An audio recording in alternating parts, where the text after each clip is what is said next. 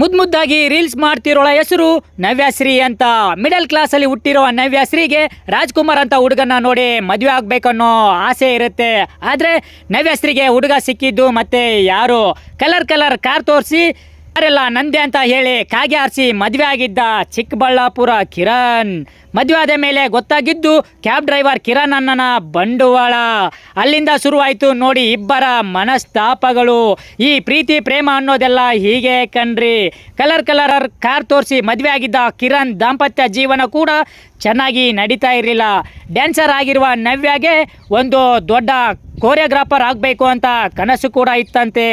ಹಾಗಾಗಿ ಚಿಕ್ಕ ಸ್ಕೂಲ್ಗಳಲ್ಲಿ ಮತ್ತು ಕಾಲೇಜ್ಗಳಲ್ಲಿ ಡ್ಯಾನ್ಸ್ ಕೋರಿಯೋಗ್ರಾಫರ್ ಮಾಡೋಕ್ಕೆ ಹೋಗ್ತಾ ಇದ್ಲಂತೆ. ಮದುವೆ ಆಗಿ 3 ವರ್ಷ ಆಗಿದ್ದು ಅಷ್ಟೇ ಕಣ್ರಿ. ಅಷ್ಟರಲ್ಲಿ ಅನುಮಾನ ಅನ್ನೋ ಭೂತ ಕಾಡ್ತಾ ಇತ್ತು. ಕಿರಣ್ ಜಗಳ ಮಾಡಿ ಮನೆಯಿಂದ ಆಚೆ ಹೋಗಿದ್ದು ಮತ್ತೆ ಮನೆಗೆ ಬಂದಿದ್ದು ಹೇಗೆ?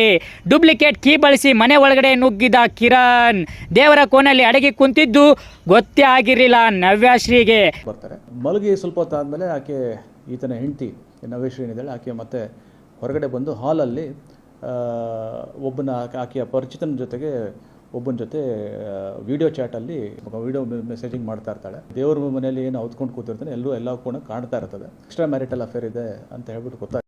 ಕಳೆದ ಬುಧವಾರ ಸ್ನೇಹಿತರ ಜೊತೆ ಪಾರ್ಟಿ ಮುಗಿಸಿ ಮನೆಗೆ ಬಂದಿದ್ದಾಳೆ. ಮನೆಗೆ ಬಂದು ಸ್ನೇಹಿತನ ಜೊತೆಗೆ ವಿಡಿಯೋ ಕಾಲ್ ಮಾಡ್ತಿದ್ದನ್ನು ಕಿರಣ್ ಕದ್ದು ನೋಡಿದ್ದಾನೆ. ಡೂಪ್ಲಿಕೇಟ್ ಕೀ ಬಳಸಿ ದೇವರ ಕೋಣೆಯಲ್ಲಿ ಅಡಗಿ ಕೂತಿರುವ ಕಿರಣ್ ಸ್ನೇಹಿತನ ಜೊತೆ ವಿಡಿಯೋ ಕಾಲ್ ಮಾಡಿ ಇವನು ಕದ್ದು ನೋಡಿ ರೋಷ ಹೋಗಿದ್ದಾನೆ.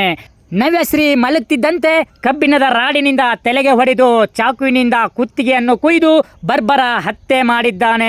ವಿಷಯ ಬೆಳಕಿಗೆ ಬರುತ್ತಿದ್ದಂತೆ ಕೆಂಗೇರಿ ಪೊಲೀಸರು ಆರೋಪಿನ ಎಡೆಮುರಿ ಕಟ್ಟಿದ್ದಾರೆ. ಅದೇನೇ ಇರಲಿ ಸ್ವಾಮಿ, ಲವ್ ಮಾಡಿ ಜೊತೆಗಿರೋನ ಅಂದವಳನ್ನ ಉಸಿರು ನಿಲ್ಲಿಸಿ ಬಿಟ್ನಲ್ಲ ಕಿರಣ್.